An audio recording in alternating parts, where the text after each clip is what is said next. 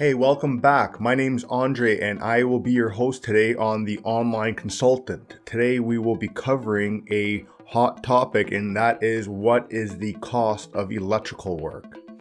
If you head over to my Patreon page and you subscribe to the second tier, you will have access to a detailed price list and a detailed document as to why certain contractors charge what they do, as well as on the Patreon page we'll be introduced to a number of different courses on how to do electrical, how to get into real estate investing, how to get into mortgage rates, and you also have access to me as your personal electrician, your personal coach in real estate for a fraction of the price that you will get from an actual electrical contractor or any other real estate professional. So I appreciate if you head over there, support me in any way that I can so that I can give you guys as much information and as much value for your investment and trusting in me. So let's get into this. We're going to start off with number one is my background, because I know many people out there will be like, well, how do you know what you're talking about? How do you know the prices? And these are very good questions that people ask, and it's understandable why, because you never know where people come from. So let's get started. My background is I am a licensed Red Seal electrical journeyman, as well as a master electrician and an ex-electrical contractor.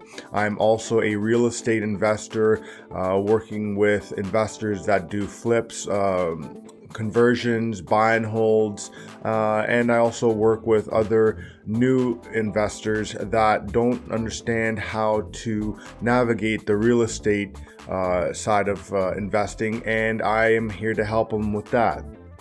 As an electrician, I worked for 10 years with the local IBW, where I gained a load of knowledge, and I became a foreman once I got my journeyman license at 24 years of age, and I was running some jobs at the University of Guelph in Waterloo, and I really enjoyed it. And once I became a foreman, that's where I was introduced to the pricing strategy of what contractors charge. Before I became a journeyman, however, I was on the tools doing pipe bending, pulling wire, wiring different devices and equipment, and I became very efficient in that job, and hence why I got the offer to become a foreman, and I did so for a number of years until politics came into play in the union. But when I did come into the foreman position, I was taken under the wing by the owners of this company, and they showed us how they would bid jobs and how they would come up with a price and how they would present the price to the client. Once that happened, and I did that for a number of years, I got kind of bored in that sense of that role, and I wanted to start my own business and make my own money, because I did see how much money that these companies were making. So I ended up going into my master's class, and that's where they taught you the business side of the electrical trade and how to keep up with codes, how to run your business so that you keep up with the regulations that they have in place for you. And let me tell you one thing right now is you'll hear many contractors out there that say, oh, we're losing money, I don't make any money on these projects. That is a bunch of BS. I'll tell you that right now. I've heard many owners that have said, I'm losing money. And when you ask them, well, how much money did you lose? And the best example I got from one of these bosses was, well, my goal was to make $100K off this job, and I only made $80,000, so I lost $20,000.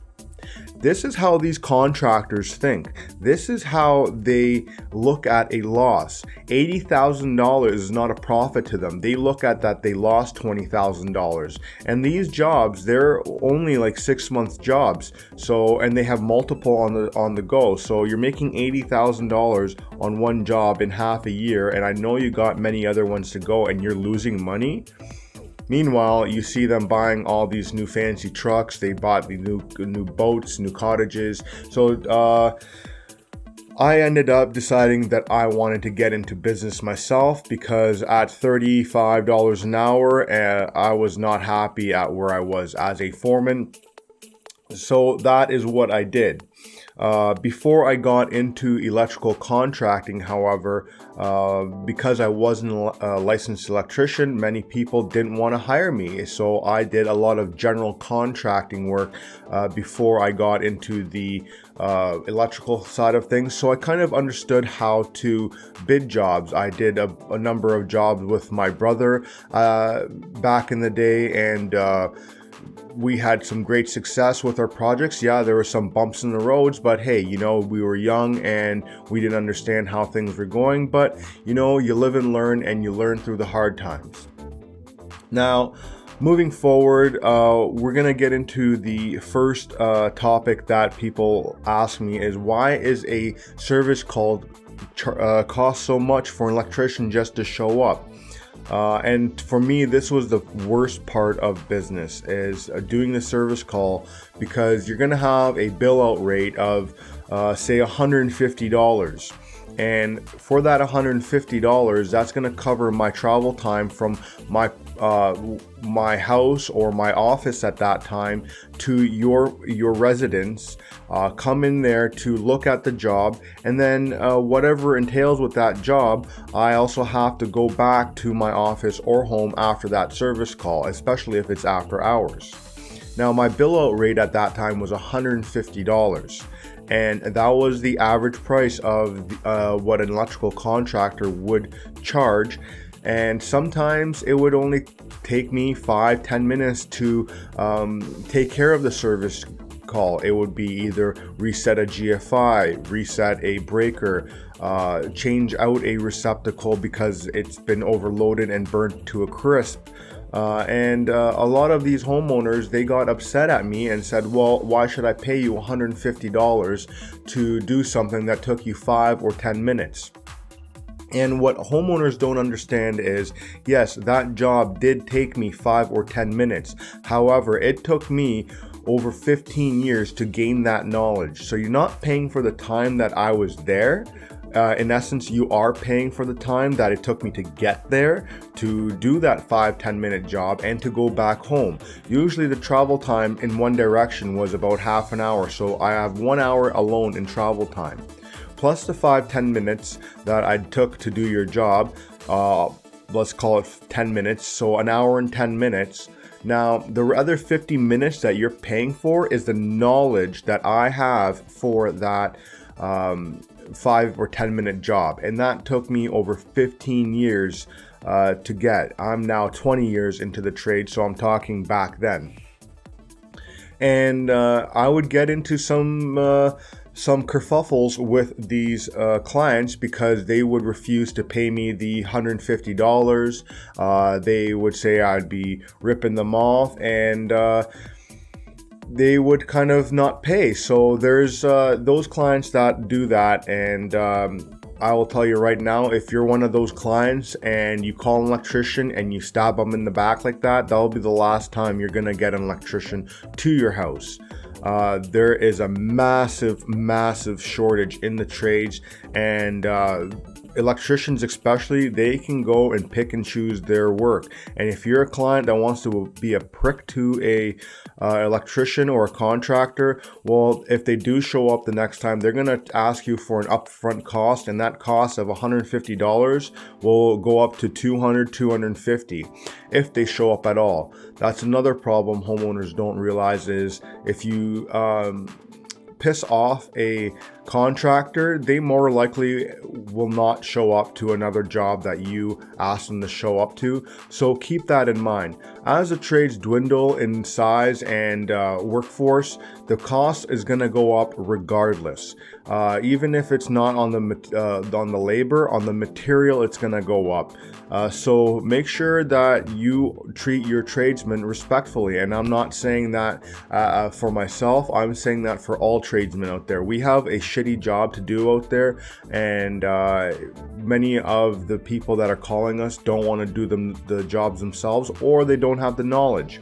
Again, if you don't have the knowledge for this type of work and you are looking to do it, please do visit my Patreon page at Patreon at Online Consultant, and you can sign up to one of my tiers, and for $15 a month, you can have access to me for any of your electrical troubleshooting, your electrical projects, and I will be there.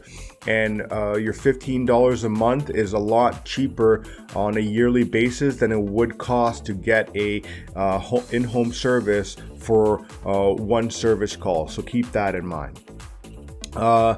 Moving forward, what do clients don't realize also is that the contractors out there, they have a lot of business fees that we have to cover, such as licensing with certain regulators.